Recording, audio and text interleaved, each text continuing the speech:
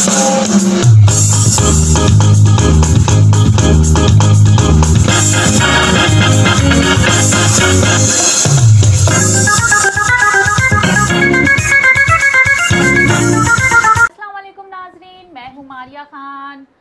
Show मुलाकात में आपको खुशामदीद करते हैं। जैसे कि आप मेरे शो को इतना पसंद कर रहे हैं, अप्रिशिएट कर रहे हैं, आप तमाम नाजरीन का बहुत बहुत शुक्रिया देखने वाले। और इसके अलावा मैं क्या कहूँ कि मेरे जितने भी शो में आते हैं गेस्ट, उन सब को आप लोग बेहद पसंद कर रहे हैं। और इसी तरह मैं यूनिक और अच्छे अच्छे लेजेंड गेस्ट भी लेकर आती हूँ अपने इस मुलाकात प्रोग्राम में। तो जैसे कि आज भी मेरे शो में बहुत ही ज़बरदस्त और फेमस पर्सनालिटी बैठे हुए हैं, लेकिन मैं उनके बारे में थोड़ा आपको बताती चलूँ कि वो एक डायरेक्टर भी हैं और एक्टर भी हैं, हीरो भी हैं और किंग ऑफ कॉमेडियन भी हैं। और उनके बारे में क्या क्या बताऊं, वो क्या कुछ हैं। तो इतना तो मैंने आपको बता दिया है, लेकिन अभी चलते हैं, बात करते हैं आज के गेस्ट से और वो आपको बताएंगे कि वो क्या क्या हैं अपनी ज़बानी। तो जी चलिए मिलवाती हूँ the one and only Salim Afridi से। अस्सलाम वालेकुम। सलाम। मैं तो जो आपने बताया उनमें से पता नहीं कुछ हूँ ना हूँ, लेकिन मैं एक बीवी का मियाँ हूँ, अपने बच्चों का अब्बा हूँ और अपनी बहनों का भाई हूँ, अपने माँ बाप का बेटा हूँ और पड़ोसियों का पड़ोसी हूँ और तमाम अजीज़ों का अजीज़ हूँ, तमाम दोस्तों का दोस्त हूँ और आपका देवर हूँ। वो तो मुझे पता है कि ये सब कुछ आप हैं, लेकिन इसके अलावा मैं ये पूछना चाहूँगी आपसे कि अभी ये बताएं कि ज़िंदगी में क्या चल रहा है। कोरोना दोबारा चल रहा है जी इसलिए डरोना का पीरियड चल रहा है और घर में हम बैठे हैं और बाहर निकलना कम चल रहा है। बिल्कुल। अच्छा मुझे ये बताएं, आप किंग ऑफ कॉमेडी हैं और माशाल्लाह से आप जो भी इजाद करते हैं वो फेमस और बहुत ही मकबूल हो जाता है, बच्चे बच्चे, बंदे बंदे और यहाँ तक के जितने भी कॉमेडियन हैं तो वो भी आपकी चीज़ों को फॉलो करते हैं, कॉपी करते हैं। जैसे कि चल कराची चल, ये क्या हो रहा है, इस तरह की आपकी चीज़ें हैं। तो ये आप क्या सोचते हैं, लोग कॉपी करते हैं, इस पर आपको एतराज़ नहीं होता? और इसके अलावा जो कॉपी करते भी हैं तो ये आपके माइंड में चीज़ें आती कैसे हैं? असल में बंदा समझदार हो, तालीम उसके पास हो, बैकग्राउंड अच्छा हो तो वो हमारे जैसा ही निकलता है, क्योंकि हमें अपने काम उस काम से शर्मिंदगी होती है जो हम किसी की नकल करें या कोई सस्ती तफरी मुहैया करें या सस्ते आइटम कहें, गलत जुगते कहें, मिज़ाह के नाम पर फुक्कड़पन करें। तो हम बड़े सोच समझ के करना पड़ता है सारा कुछ, क्योंकि तालीम, अक़ल और जब आप रिसर्च करके आएँ, बाकायदा एक नज़रिया लेकर आएँ कि लोगों को हंसाना है, लोगों को तालीम देनी है। हमारे यहाँ सिर्फ 2% वही तबका नहीं है जो हमें दौलत जमा करके देता है, बल्कि हमारे यहाँ 98% जो लोग हैं और ख़ास तौर पर ये मुतवस्सित तबके को हटा के गरीब इलाकों में जो आबादियाँ हैं और वहाँ जो मसाइल हैं, तो उनके लिए तफरीह मुहैया करना, उनमें शऊर भी पैदा करना और उनको अपनी तरफ राग़िब करना। तो माशाल्लाह मेरे हिस्से में एक कराची की एक नस्ल की तरबियत आई है और इस तरह के लोग तो बड़े तो अब दूसरे लोग नकल करते हैं। जो भी मेरे इंडिया जाके बहुत सारे लोग मशहूर और मकबूल हुए मेरे आइटम करके, क्योंकि कैसेट में जितने क्रीम आइटम थे वो सब उन्होंने कर दिए। अच्छी बात है, क्रेडिट तो होता है, लेकिन क्रेडिट ये है कि वो अपने मुंह से भी बोलें। आदमी अगर बता के करे कि बकौल सलीम भाई फ़ला फ़ला फ़ला या सलीम भाई का के ऑनर में हम ये कर रहे हैं, तो वो सब कुछ नहीं, वो तो ज़ाती आइटम बना के कर रहे होते हैं और ये इतना घटियापन होता है जिससे उनकी नस्ल दायर हो रही होती है। तो उन्हें ये क्रेडिट देते हुए फिर आइटम कर लें तो कोई हर्ज नहीं है। और बस इस पे दुख होता है कि आप क्रेडिट भी नहीं देते और अब चोरी का माल आप बेच कर अपना घर चला रहे हैं, तो बस अफसोस होता है। अगर वो क्रेडिट कर ले और वैसे ही मोहब्बत करें जैसा वो पहले ज़ाहिर करते थे, ज़ाहिर है सारे जूनियर्स हैं, हमारे तो खैर सीनियर्स ने भी इस्तेमाल किए आइटम, तो गिला कुछ नहीं है किसी से। क्रिएटर आदमी हूँ, हर वक्त नई सोच रखता हूँ, सोचता हूँ कुछ ना कुछ नया दूँ, तो अल्लाह के करम से आते रहते हैं। मुझे तो अपना काम याद नहीं रहता। एक अयाज समूह एक आर्टिस्ट था और हिंदुस्तान में, वो हमारे साथ एक टीवी शो जो हमने खालिसतन पैसों के लिए अच्छी पेमेंट मिल रही थी तो मैंने कर लिया था। तो वो शो कंपटीशन था, रऊफ लाला भी होते थे और वो अयाज समो नाम का एक एक्टर है हमारे पास इस वक्त बड़ा अच्छा, तो वो मेरे ही रूममेट था। अब मैं देख रहा हूँ कि वो कम उम्र था, 18-20 साल का होगा, तो मेरी आइटम वो याद कर रहा है अपनी डायरी में देख के। तो फिर मुझे याद आता है ये तो मेरा आइटम है। अब मैं उसको कुछ बोलता भी नहीं, बच्चा है कि क्या करूं, और उसने किए बेशुमार, उसने डायरी में आइटम लिखे हुए किए। तो उसकी डायरी देख के पता लगा मेरे क्या क्या आइटम है, तो मुझे याद भी नहीं रहते, और जब वो कर रहा होता तो याद आते थे, तो बड़ा मैं पछताता कि यार मुझे याद नहीं, और ये देखो ये लोग कर रहे हैं। तो वो कोई ऐसी बात नहीं है, जो वक्त गुजर गया, वो अपने हिस्से का नुकसान या फ़ायदा वो ख़ुद उठाएंगे। मैं अपने हिस्से का फ़ायदा उठा रहा हूँ, और अल्लाह ने करम किया हुआ, इज्जत रखी हुई है, बस इतना ही फ़ायदा काफ़ी है। FM11 में भी आपने ऑडियो के बहुत काम किए हैं जी। तो ये कैसे सोचा आपने कि आपको FM11 में भी ऑडियो के बहुत सारे काम करने हैं, किस तरह ख्याल आया? असल में मैं W11 के जो आखिरी स्टाफ होता था अल्लाह वाली, वहाँ हम अपने ख़ानदान के साथ रहते थे, पूरा ख़ानदान, ज़ाहिर हम पठान फैमिली से ताल्लुक़ है हमारा। तो अब वो कराची का आखिरी कोना होता था, अब तो वो सेंटर लगता है क्योंकि आगे सरजानी और 25 मील फैल गया है, तो वो रास्ता भी है, गुलशन मेमार की तरफ भी जाता है वो रास्ता। तो लेकिन वो कोना था, अब वो 3 घंटे 2 घंटे का सफ़र होता था सदर से या टावर से। तो अब बाइक पे जाएं या रक्शे में जाए तो बड़ी प्रॉब्लम होती थी। तो W11 में एक ऐसी गाड़ी थी, ऐसी पब्लिक ट्रांसपोर्ट थी जिसमें सफ़र करते थे, तो वो एक एंजॉय होता था, गीत चल रहे होते थे, गाने बज रहे होते थे, और उसमें ना किसी डाकू का, चोर का ख़तरा, ना ट्रैफिक पुलिस का ख़तरा, ना नॉर्मल पुलिस का ख़तरा। तो आखिरी स्टॉप पे मैं गुनगुनाते हुए, गाने सुनते हुए, स्क्रिप्ट पढ़ते हुए, आइटम बनाते हुए, तो वो W11 में ये सफ़र करता था, उसी में स्क्रिप्ट याद करता था, क्योंकि रात के टाइम लोग कम होते थे, 8, 10, 20, 25, 50 पैसेंजर होते थे। तो वो W11 में इतना सफ़र किया और उसमें इतनी रिकॉर्डिंग चलती थी, तो जब कंपनी डोल्बी कंपनी ने मुझे से बात की, तो मैंने उनको ये नाम दिया FM11 अस्सलाम वालेकुम लालू के।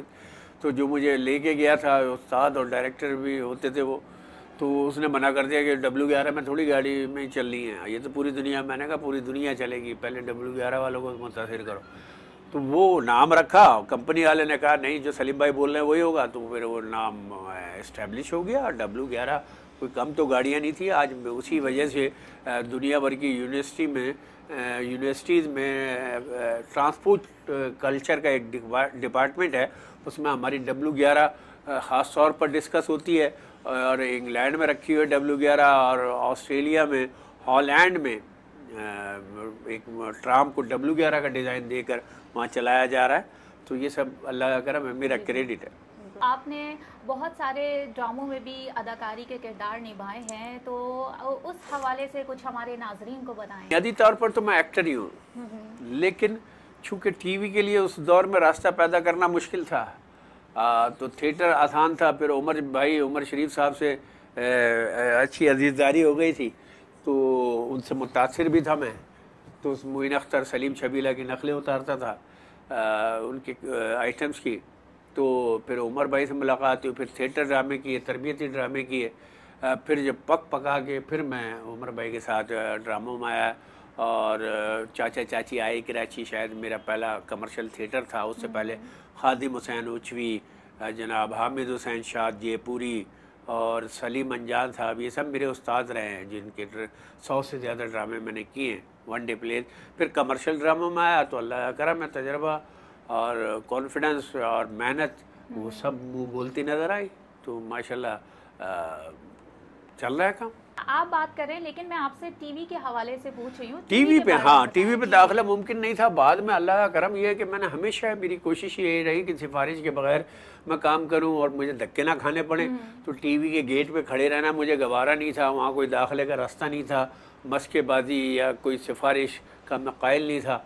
लेकिन थिएटर के कोई दरवाज़ा नहीं था, थिएटर खुला हुआ था। 1 man show stand up comedy में कर रहा हूँ। और तो फिर थिएटर की मकबूलियत और थिएटर पे मेरी परफॉर्मेंस देखकर टीवी वालों ने बुलाया। हैदर इमाम रिजवी, काजिम पाशा साहब, ये हमारे उस्तादों में से रहे हैं टीवी के, और ज़हीर ख़ान के भी एक शो किया था।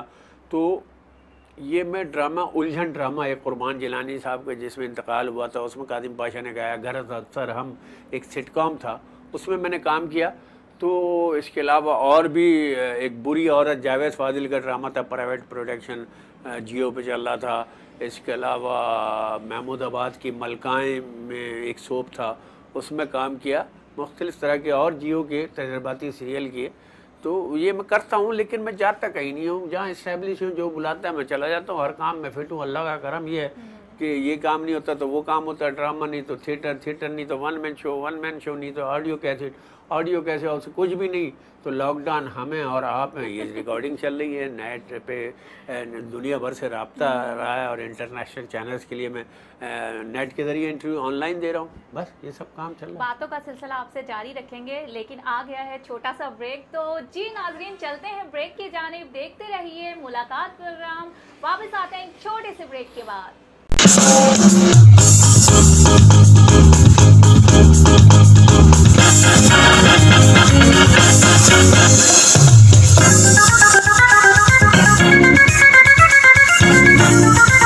वेलकम बैक नाज़रीन, वापस आ चुके हैं। आज के मेहमान की जानिब वापस चलते हैं। मज़े मज़े की गपशप जो हमारी जारी थी उसको वहीं से ही सिलसिला जोड़ते हैं।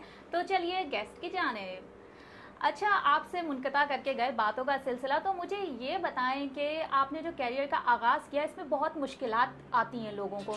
आपको क्या मुश्किलात और कौन कौन सी मुश्किलात का सामना करके इस मकाम तक पहुँचे आप? कोई अनोखा काम करना हो तो उसकी राह में मुश्किलात तो आती हैं, और वो जो रूटीन से हट के काम हो, और वो जो उस वक्त के हवाले से बदनाम तरीन काम हो, तो सबसे पहले तो घर से मुश्किल शुरू होती है। और फिर हमारा रातों को देर से आना, शोज़ वोज़ में जाना, उसमें जो घर में डांट डपट और यहाँ तक के पिटाई भी बहुत खाई हमने। लेकिन और दूसरी बात ये कि बरसों में घर में रात को खटखटा नहीं सकते, क्योंकि अब्बू की डांट पड़ेगी और अम्मी जाग जाएंगी।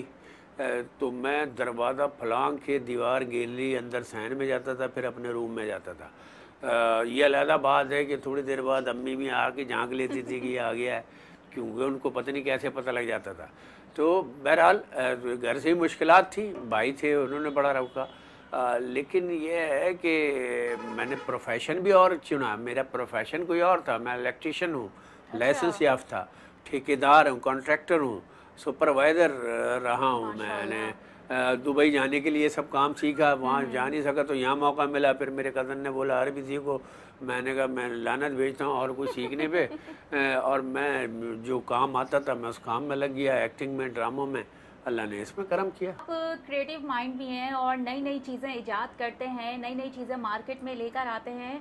तो ये चीज़ें आपके माइंड में किस तरह आती हैं और किस तरह आप इसको मार्केट में लेकर आते हैं? एक होता है ना कि माइंड में कुछ लोग होते हैं, अब जैसे मैं बैठी हूँ, मेरे माइंड में इतनी मुश्किल से क्रिएट होगी चीज़, तो ये आप इतनी मज़े की चीज़ें कैसे क्रिएट कर लेते हैं? देखिए, आप माशरे को सीखते हैं, आप दुनिया में ऑब्ज़र्व करते हैं किस वक्त किस कौम, हमारी कौम को क्या ज़रूरत है और क्या करंट मौजू चल रहा है, किन किन मौज़ूआत पे बात होनी चाहिए, कहाँ इस्लाह की गुंजाइश है, कहाँ मिज़ाह की गुंजाइश है। ये सब गौर व फिक्र, सोचना समझना।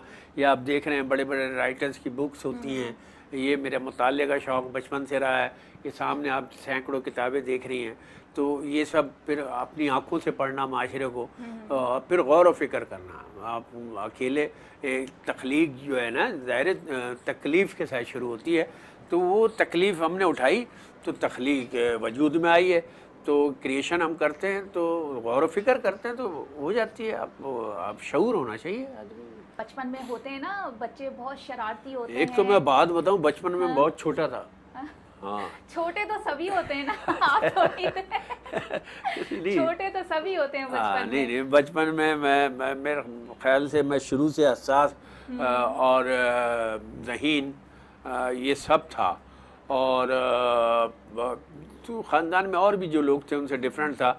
और हम शाह फैसल कॉलोनी में मेरी पैदाइश हुई है, तो वहाँ पड़ोस में हमारे हफीज़ मामू रहते थे जो अम्मी के भाई बने हुए थे, और वो ममानी थी। फिर पड़ोस में एक अम्मा बनी हुई थी। तो मैंने 5 साल मामू से ही पढ़ा है। अच्छा। और यानी 5 साल नहीं, 5वीं क्लास तक मैंने अपने पड़ोस में मामू से ही पढ़ा है, प्राइवेट घर पे ही। अच्छा। और मैं 5 साल की उम्र का था जब मैं 5वीं क्लास को ख़त्म कर चुका था। फिर घर वालों ने बोला भाई इसका दाखिला कराओ, ये इतनी क्लास है। तो हेडमास्टर, वो 4 नंबर स्कूल था, पता नहीं कौन थे उस वक्त हेडमास्टर, सन 68-68 की बात है। तो वो उन्होंने कहा भाई 5 साल की उम्र के बच्चे को 5वीं क्लास में कहाँ से दाखिला दे दें, ऐसा थोड़ी कि पहले छठी के बाद से ये पढ़ना शुरू हो गया था। तो उन्होंने कहा एग्ज़ाम ले लो। मैंने एग्ज़ाम दिया, चौथी क्लास का उन्होंने एग्ज़ाम दिया कि भाई हम इस 5वीं में तो कभी भी नहीं ले सकते। तो मैं उसमें पास आया, तो फिर उन्होंने चौथी भी नहीं, मुझे तीसरी क्लास में डायरेक्ट दाखिला लेना पड़ा। 2 साल उम्र बढ़ा के लिखवानी पड़ी कि 7 साल का बस बच्चा है तो तीसरी क्लास में पहुंच जाएगा, क्योंकि उस वक्त अच्छी एज के 4-5 साल के बच्चे को लेते थे। तो ये तो मैंने यानी स्कूल में मैंने तीसरी चौथी से पढ़ना शुरू किया। फिर जनाब हम जगह बदल गई हमारी, तो हम ये अल्लाह वाली पहुंच गए। तो फिर वहाँ मैंने 7वीं 8वीं से दाखिला शुरू किया। सफ़ेद स्कूल था, उसमें खेलों की सरगर्मियों में भी हिस्सा लिया। 9th में मैं जनाब हम गए थे पिकनिक पे, ठट्टा वट्टा कर ली वल्ली। तो वहाँ से वापसी में मैंने डांस किया बस में, तो सारे लोग पागल हो गए कि यार ये तो बड़ा ज़बरदस्त डांसर है। तो फिर एक ख़ानदान की तकरीब थी, डांस वहाँ से मेहंदियों वहंदियों में मैं करता था। एक ख़ानदान की तकरीब थी, हमारे ख़ानदान से बाहर से लोग आए हुए थे बहुत, PCHS में गई थी अजीज़दारों में। तो वहाँ शो हो रहा था, कॉमेडियन कोई नहीं था, मैं डांस करके थक चुका था। उन्होंने बोला कोई कॉमेडियन नहीं है, तो मुझे तो लतीफ़े याद थे। मैं माइक पर खड़ा हो गया, ज़िंदगी में पहली दफ़ा माइक पकड़ा, लोग पागल हो गए। और लोगों ने कहा कि यार ये क्या कॉमेडियन है। मोइन अख्तर भाई से तजबीह देनी शुरू की। तो वहाँ मैं पक्का हो गया, 1 मैन शो करने लगा। तो फिर कॉलेज उर्दू साइंस में दाखिला लिया, वहाँ साइंस की तरफ लगाव नहीं था। मैं आर्ट्स में फिर सिराजुद्दौला कॉलेज में आया, वहाँ से ग्रेजुएशन की। फिर जनाब अली उसी दौरान इलेक्ट्रिकल वायरिंग का डिप्लोमा किया। फिर मैंने प्रैक्टिकल किया, फिर ठेकेदारी शुरू की। फिर जनरल स्टोर भी मैंने लाइफ में चलाया है, क्योंकि बिजली के काम से उकता गया था, जब बाहर नहीं गया था तो मैंने वो काम छोड़ा। तो बड़े भाई का एक स्टोर था, सुपर स्टोर, तो वो हम रन किया। फिर उसी दौरान एक्टिंग जारी रखी। उसी दौरान उमर भाई से मुलाकात हुई है, उनकी वालिदा ने मुझे बेटा बनाया हुआ था। उन्होंने कहा काम करोगे थिएटर पे? मैंने कहा करूँगा, लेकिन अभी नहीं। फिर मैंने सीखना शुरू किया, बाकायदा 100 के करीब वनडे प्लेस किए। फिर एक ड्रामे में उमर भाई के साथ मैं उनकी गाड़ी में बैठ कर थिएटर करने गया हूँ। और अल्लाह करम वो सफ़र अब जारी है। अल्लाह उमर भाई को और हमारे जितने सीनियर्स हैं उनको, उमर भाई को ज़िंदगी दे, मोइन अख्तर भाई को जन्नत में आला मुकाम दे, और जितने हमारे सीनियर हैं। और इसके अलावा मैं आपको बताऊं, पहली दफ़ा मैंने कॉमेडियन जो देखा था वो, और परफॉर्मेंस देखी थी स्टैंड अप, तो वो इस्माइल तारा साहब को पहला दफ़ा मैंने देखा था। सलाउद्दीन तूफ़ानी उनके साथ होते थे। तो ये सब ज़िंदगी की कहानी है। और मैंने इतना पढ़ा है, इतना देखा है माशरे को, इतना संजीदा आदमी हूँ कि मैं संजीदा एक्टिंग भी बड़ी अच्छी कर लेता हूँ। लोग यकीन नहीं करते, अब वो करा के देखे तो यकीन हो ना। तो जिन ड्रामों में की वो इत्तेफाक से, वो ऐसे कुछ ड्रामे ऐसे थे सीरियल, वो ऑन एयर आ ही नहीं सके, वरना तो अब कोशिश ये है कि मैं संजीदगी की तरफ भी आऊँ। होस्टिंग मैंने की, अब तक चैनल पे मेरा 200 से ज़्यादा एपिसोड किए मैंने एज ए होस्ट। और अल्लाह का करम, मैं किसी भी शो में नाकाम नहीं हुआ, ये बड़ी बात। माशाल्लाह, बहुत खूबियाँ हैं आपके अंदर, बहुत ही मैंने जितना बताया अपने नाजरीन को, उससे भी ज़्यादा बात करके मुझे पता चला है कि आप कितने टैलेंटेड हैं। देखो, मर्दों को तो खूबियाँ पैदा करनी होती हैं, औरत तो ऐसी चीज़ है, उसको लोग मौका भी देते हैं, तवज्जो भी देते हैं, काम भी देते हैं, ठरक भी थोड़ी सी कर लेते हैं, लेकिन मर्दों से कौन सी ठरक करे आदमी।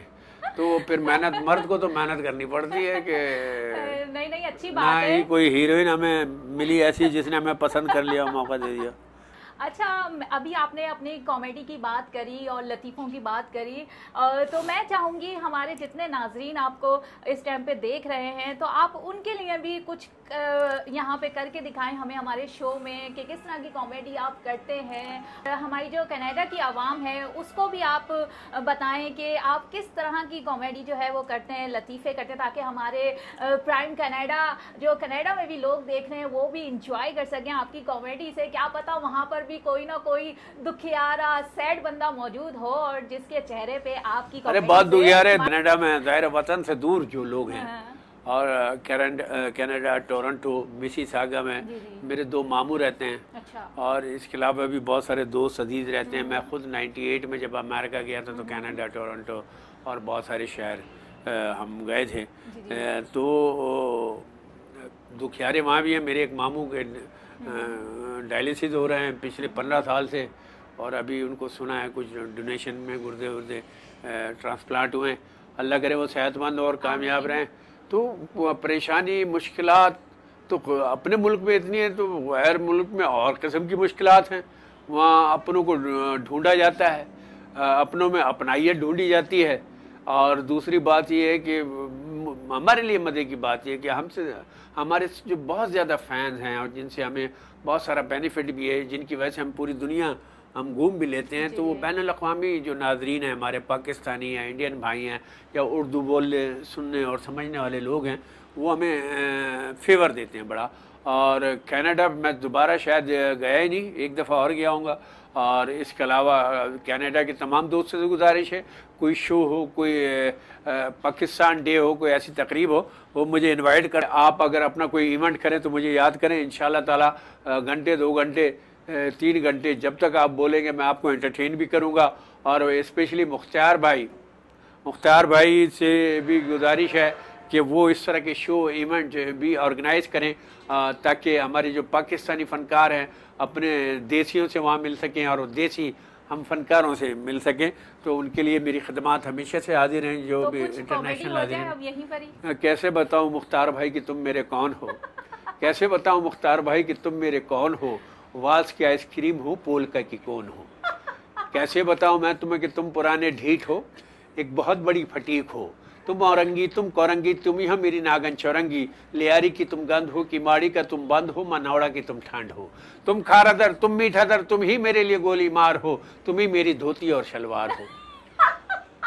और मेरा नानक वाड़ा तुम मेरा पटेल पाड़ा, तुम मेरा चाकी वाड़ा हो, तुम मेरा भैंसों का बाड़ा हो, तुम 2 का पहाड़ा हो, तुम गुजरावाला का काड़ा हो तुम, और अपनी ही शलवार का नाड़ा हो तुम। और तुम मूसा लैंड में, तुम जेट लैंड में, तुम रणछोड़ लैंड में, तुम जैकब लैंड में, और तुम पता नहीं कनाडा में किस लैंड में। और मेरी जिन तुम मेरी विस्की, तुम मेरी शिवाज रीगल, मेरी कुप्पी तुम मेरी खद्दर हो, तुम मेरे लिए टाट हो, मेरे लिए हैदराबाद की बम्बाट हो। और तुम ही चेवड़ा, तुम ही नुक्तेदाने, तुम ही हलवा सौन हो, तुम ही गुटका, तुम ही मेनपुरी, तुम ही मिक्स पत्ती का पान हो। कैसे बताऊँ मुख्तार भाई कि तुम मेरे कौन हो। और इसी शायरी में आगे चल कर जो हमारे डायरेक्टर हैं एम हनीफ उनके लिए कहा है कि लालू खेत में रहते हो तुम, लड़कियों को डिफेंस कैप्टन का कहते हो तुम, लंबी लंबी छोड़ते हो तुम, हमेशा से उखार तुम, सर्दियों का बुखार तुम, शिकारपुर का चार तुम, पिशावर की नस्वार तुम, सवाद का मेवा हो तुम, खानपुर का खोया हो तुम, मुल्तान का हलवा हो तुम, मटियारी का मावा हो तुम, बावलपुर का दूध हो, लाड़काना का अमरूद हो, ठट्टा की रबड़ी हो, टिंडोआदम की ककड़ी और मेरे लिए पड़ी हुई लकड़ी हो। पीआईए का जहाज हो जो कभी वक्त पे नहीं मिलती वो परवाज हो, जो हमेशा शॉर्ट रहती है वो प्याज हो, और महंगाई के इस दौर में 100 रुपये की नियाज हो। और इसी शायरी में आगे चलकर आपके हवाले से सारी नौजवान नस्ल के लिए मैंने कहा है कि मैं रोक तबस्तुम को हूँ, मैं टोक तबस्तुम को हूँ, मैं काट तबस्तुम को हूँ, मैं भौंक तबस्तुम को हूँ। तुम ही मेरा कल थे, तुम ही मेरे आज हो, तुम ही मार्शल्ला, तुम ही जमहूरियत, तुम ही गवर्नर राज हो। और मेरी टीटी तुम, मेरा माउजर तुम, मेरा रिपीटर तुम, मेरा रॉकेट लॉन्चर तुम ही मेरी कलशन कोफ हो, तुम ही मेरी सोच हो, मेरे पाँव की मूछ हो, कोयटा वाली कोच हो। और वेस्पा में तुम, रक्शे में तुम, टैक्सी में तुम, मजदा में तुम, ट्रक में तुम, ट्रालर में तुम, मेरी हुंडा 50 तुम, मेरी 70 तुम, लाहौर का तांगा हो तुम, सक्खर की सुजुकी हो तुम, और क्या बताओ मेरी जान तुम सब मेरे लिए क्या हो। अरे तुम तो पूरा पाकिस्तान हो, कराची की जान हो, और कनाडा में सब पाकिस्तानियों की आप मुख्तार भाई पहचान हो। वाह वाह, क्या बात है। हमारे जो ऑनर हैं सीईओ, वो तो बहुत खुश हो गए होंगे कि उनकी इतनी सारी तारीफें हो गई हैं। हमने तो उन्हें देखा नहीं है, लेकिन आप इतनी कदर कर रहे हैं तो यकीनन हमने कहा कोई चीज़ होंगे तो ज़ाहिर है एक चीज़ है, तो अब इंशाल्लाह बहुत बड़ी चीज़ हो जाएंगे। मिला बहुत अच्छा आपने बोला और बहुत मज़ा आया और बहुत इंजॉय किया। आपकी कॉमेडी भी बहुत ही ज़बरदस्त और मज़ेदार थी। और एक सांस में इस तरह ना कोई बोल सकता, हर कोई बोल भी नहीं सकता जिस तरह आपने बोला है। होती है और जी, तो आपका बहुत बहुत शुक्रिया सलीम आफरीदी कि आपने हमें टाइम दिया, कीमती टाइम से हमें नवाजा और इतना खूबसूरत सा प्राइम कनाडा के लिए आपने बोला। मुख्तार साहब के लिए हमारे शो में आए, चार चांद लगाए, तो बहुत बहुत शुक्रिया। जाते जाते मैं यही कहूँगी कि हमारे कनाडा, प्राइम कनाडा और कनाडा में देखने वाले तमाम नाजरीन के लिए आप कोई मैसेज दें। कनाडा में आप रहते हैं तो कनाडा के ये चैनल है, और कनाडा इस चैनल के तवज्जुह से ओवरसीज़ जितने पाकिस्तानी भाई हैं दुनिया भर में जहाँ कहीं भी रहते हैं, चाहे 7 समंदर पार रहते हों या 1 समंदर पार रहते हों, तो वो सब पाकिस्तानी वतन का फ़ख्र है। और आप सब वतन से दूर होकर जिस तरह मेहनत कर रहे हैं और जिस तरह अपने फैमिली पाल रहे हैं, फैमिली के साथ रहना और भी मुश्किल काम है बैरून मुल्क, तो वो सब एक जहाद कर रहे हैं एक अच्छे कॉज के लिए, अच्छे मुस्तकबिल के लिए, अपनी फैमिली, न सिर्फ अपनी फैमिली बल्कि हम पाकिस्तानियों की भी मदद के लिए, क्योंकि जितना वो ज़र मुबादला यहाँ बेचते हैं वो सब यकीनन पाकिस्तान की तरक्की में उनका हिस्सा बहुत बड़ा है। तो हमें आप सब पर फ़ख्र है, इसी तरह मेहनत करते रहिए, लेकिन पाकिस्तान और पाकिस्तानियों का ख्याल करते रहिए। थैंक यू जी नाज़रीन, तो अब लेती हूँ मैं प्राइम कनाडा के प्रोग्राम मुलाकात से इजाज़त। जैसे कि आपने देखा मेरे शो में आज के मेहमान सलीम आफरीदी थे, उनसे गपशप का सिलसिला आपने देखा, कितने मज़ेदार गपशप थी उनसे और बहुत ही मज़ा आया। इसी तरह फिर किसी नए मेहमान के साथ दोबारा हाजिर होंगी, तब तक के लिए दीजिए मारिया खान को इजाज़त। अल्लाह निगहबान।